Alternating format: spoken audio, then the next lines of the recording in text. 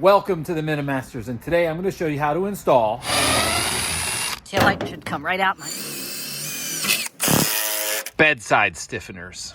So we're going to start this install by removing the 4 screws that hold your tail light.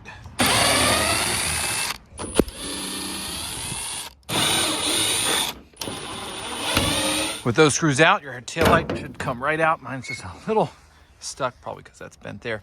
And this will give you access to the back side here, and you'll see why.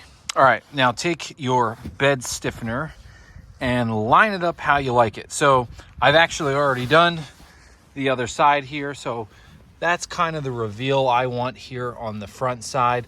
You don't want to be too close to your tailgate, because I've noticed when you close it, if you have a really good tailgate at least, it's actually pretty close to the steel here. So I set it back a little bit, and then as you can see, I have this much reveal here on this side. So I'm going to try to match that over here.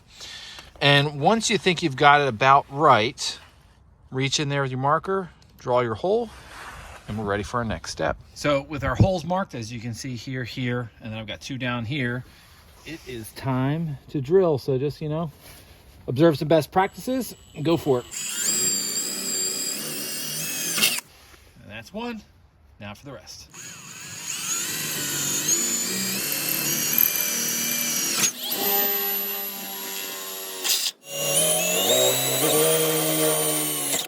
So now's the easy part. Just run your bolts through and you're in.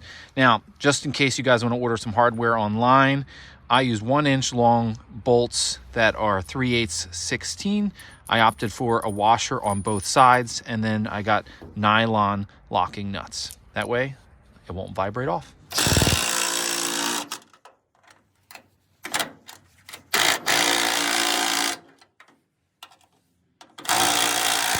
So now that you got it bolted all in place, the final step is put your tail light back and you're good to go. Here we have our bedside stiffeners / tie downs fully installed. Gotta say, guys, they look really awesome. So I'm going to give you kind of like a quick review of these things. So they're nice, thick 1/8 inch steel, and they're press bent, and then they're kind of welded back here.